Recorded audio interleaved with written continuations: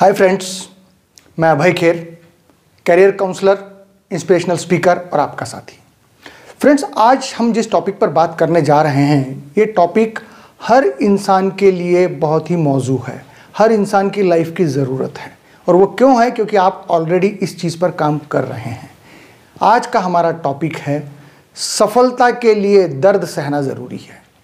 क्यों? क्योंकि हर इंसान ये चाहता है कि उसे सफल होना है। हम में से हर कोई इसी चीज़ के लिए एफर्ट कर रहा है, इसीलिए प्रयासरत है कि हमें सक्सेसफुल होना है। हम कभी भी ये चीज़ सोचते ही नहीं है कि हम फेल हो जाएंगे या हम असफलता चाहते हैं। हर कोई चाहता है उसे सफल होना है और हम कोशिश एफर्ट्स भी इसी चीज़ के लिए कर रहे हैं। लेकिन समस्या ये है कि हम सफल तो होना चाहते हैं, पर उस सफलता के लिए दर्द सहना नहीं चाहते, सेक्रीफाइस करना नहीं चाहते हैं। हम चाहते सफलता कश्तरी में परोस के मिल जाए, थाली में सजा के मिल जाए हमें, और हम अपने ऊपर टैग लगा ले कि हम सफल हैं। ये संभव नहीं है। जब तक हम दर्द नहीं सहेंगे तब तक सफलता संभव ही नहीं है। आज अगर आप अपने एकेडमिक करियर में हैं, पढ़ाई कर रहे हैं, तो आपको अपनी रातों की नींद को त्यागना पड़ेगा। आपको अपने शौक छोड़ने पड़ेंगे, आपको अपने इंटरेस्ट, अपनी हॉबीज़ को कुछ समय के लिए साइड रखना पड़ेगा। ये दर्द सहना ज़रूरी है। आज अगर आप ये दर्द सहते हैं तो आपका भविष्य आप खुद अपने हाथों से सुरक्षित बनाएंगे और आप पूरी कोशिश करेंगे। सिर्फ कोशिश ही नहीं, आप इंश्योर कर लेंगे कि आप अपनी सफलता की सीढ़ियां चढ़ते चले जा रहे हैं। हर जगह ये दर्द सहना ज़रूरी है। आप अगर प्रोफेशनल कैरियर में आ गए हैं तो आपको एक्स्ट्रा एफर्ट्स करने पड़ेंगे। रूटीन काम करके आप एक एवरेज लाइफ जी सकते हैं, एक एवरेज जॉब कर सकते हैं। ये भी गलत या ख़राब नहीं है, लेकिन अगर आपके दिमाग में कुछ बड़ा सपना है तो वो इस तरह के रूटीन और एवरेज काम से संभव नहीं है। उसके लिए आपको अलग से दर्द सहना पड़ेगा। जब तक आपको ठोका नहीं जा रहा है, जब तक आप पर वो मार नहीं पड़ रही है, तब तक ये बड़ी सफलता, ये बड़े अचीवमेंट आपसे दूर है। मैं एक ऐसी स्टोरी आप लोगों से शेयर कर रहा हूं जो आपको पूरी तरह से एक्सप्लेन कर देगी कि दर्द सहने से क्या हो सकता है। एक बहुत ही अच्छे, बहुत बड़े नामी मूर्तिकार थे। उन्होंने एक बार डिसाइड किया कि उन्हें एक मूर्ति बनानी है, बहुत सुंदर सी भगवान की मूर्ति बनानी है। और चूंकि वो बहुत अच्छे मूर्तिकार थे तो सभी को उम्मीद थी बहुत अच्छी मूर्ति बनने वाली है। उन्होंने पत्थरों के ढेर में से एक बहुत सुंदर पत्थर को छाटा और उस पर अपनी छेनी हथौड़ी लेकर काम शुरू करने की तैयारी की। लेकिन जैसे ही वो काम करने लगे, पत्थर जोर जोर से रोने लगा और उन्हें रिक्वेस्ट करने लगा, प्लीज़ आप मुझे छेनी हथौड़ी से मत मारिए। आप अगर ये वार करेंगे तो मुझे बहुत दर्द होगा और मैं ये दर्द सहन नहीं कर पाऊंगा। मूर्तिकार इतने बड़े मूर्तिकार थे, उन्होंने समझाने की कोशिश की पत्थर को, आप ऐसा मत सोचिए। अगर आज अभी ये दर्द आप सहन करेंगे, ये वार सहन कर लेंगे, तो आने वाले समय में आपको लेकर मैं एक बहुत ही सुंदर, एक श्रेष्ठ मूर्ति बना दूंगा। और फिर वो मूर्ति भगवान की होगी तो निश्चित तौर पर उसकी पूजा होगी। तो आज अगर आपने दर्द सह लिया तो आपको आगे चलकर पूजा मिलने वाली है। और ये सोचकर उन्होंने फिर से काम शुरू करने के लिए छेनी हथौड़ी उठा ली। लेकिन पत्थर फिर रोने लगा और फिर वही रिक्वेस्ट बार बार, प्लीज़ मुझे छेनी हथौड़ी से मत मारिए, मैं ये दर्द सहन नहीं कर पाऊंगा।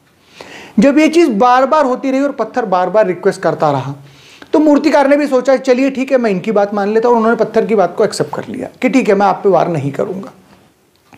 उन्होंने उसी ढेर में से एक दूसरे पत्थर को, जो उन्हें बेहतर लगा, सिलेक्ट कर लिया और उस पर उन्होंने अपने छेनी हथौड़ी से काम शुरू किया मूर्ति बनाने के लिए।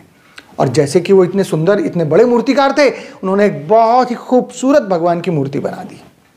जब वो मूर्ति बनकर तैयार हुई तो उस मूर्ति की स्थापना मंदिर में की गई। और जैसा कि होना था, भगवान की मूर्ति थी तो लोगों ने आकर पूजा करनी शुरू कर दी और बड़ी मान्यता हो गई कि ये मूर्ति बहुत साक्षात है, यहाँ पर आने पर सारी मनोकामनाएं पूरी होती हैं। और लोगों ने दर्शन, दूर दूर से आकर दर्शन करने शुरू कर दिए।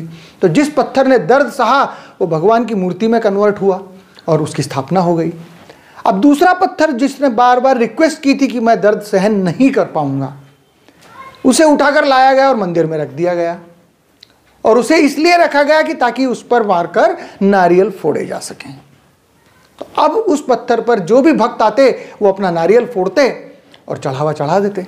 लेकिन हर बार नारियल की मार उस पत्थर को सहन करनी पड़ रही थी।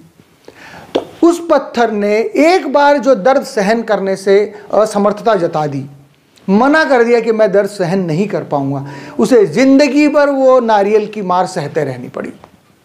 उसे बार बार वो दर्द सहना पड़ा। लेकिन जिस पत्थर ने एक बार दर्द को एक्सेप्ट कर लिया था, उसे वो स्थान और वो स्थापना मिली कि वो भगवान के रूप में बन गया। दोस्तों, ये हमारी लाइफ की रियल स्टोरी है। हम जब जब दर्द सहने से मना कर देते हैं, भागते हैं, आंखें छुपा लेते हैं, तब हमारे साथ यही होता है।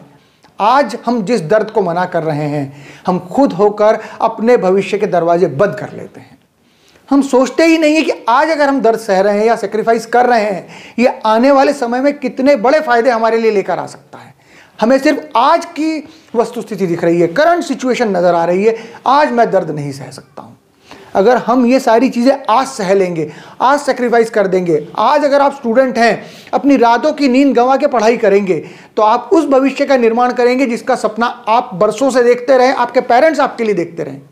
अगर आज अपने प्रोफेशनल करियर में हैं, हो सकता है आप छोटी जॉब में हो, लेकिन अगर आप उस छोटी जॉब में भी दर्द सहने को तैयार हैं, तो हो सकता है आप किसी बहुत बड़े ओहदे पर पहुंच जाए, बहुत बड़ी पोस्ट पर पहुंचे। आप निश्चित तौर पर ये आपका ड्रीम होगा ही, आप चाहते ही होंगे कि अपनी कंपनी में बड़े से बड़ी पोजीशन पे आप जाएं, लेकिन उसके लिए सेक्रीफाइस करने की ज़रूरत है। वो करने को तैयार हैं क्या हम?